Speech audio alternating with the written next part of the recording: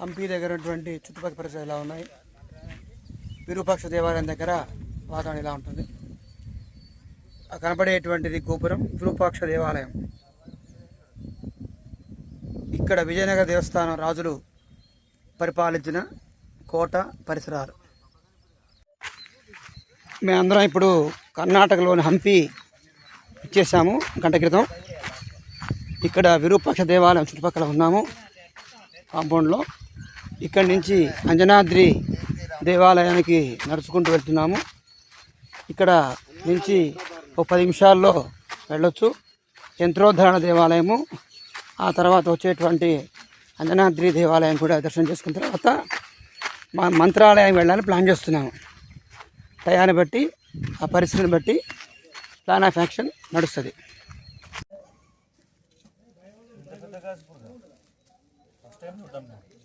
ఇది పెద్ద గాజు పురుగు విరూపాక్ష దేవాలయంలో దగ్గరలో కనిపించింది పరిసరాల్లో.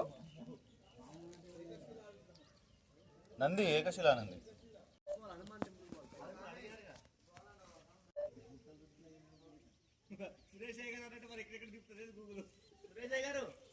చేసిన వాళ్ళు ఇక్కడ రాళ్ళు నిలబెడతారు, మన తెలంగాణ లాగానే ఇక్కడ కూడా ఆచారం ఉంది. చూడవచ్చు ఎంత రకాల రాళ్ళు ఉన్నాయి. ఇక్కడ చుట్టూ పరిసరాలు, అడవి లాంటి వాతావరణం. ఇక్కడ ఈ యొక్క విధానం కూడా ఎంతో ఆహ్లాదకరంగా ఉంది.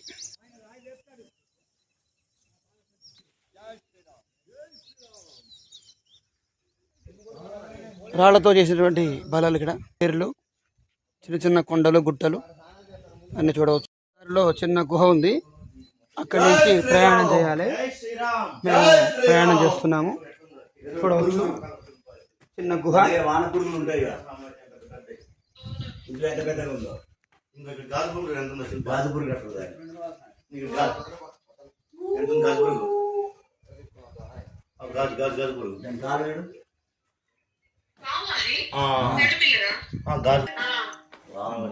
జూమ్ చేస్తారు కాబట్టి మనం అనుకుంటున్నాం.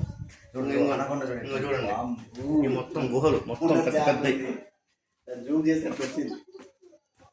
1500 సంవత్సరాల క్రితం చెప్పాను, చూసినా. జై శ్రీరామ్, జై శ్రీరామ్. ఇక్కడ నుంచి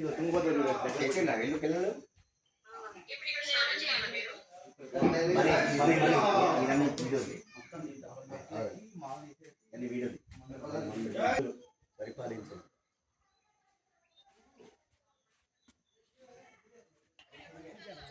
తుంగభద్ర నది సెలయేరు.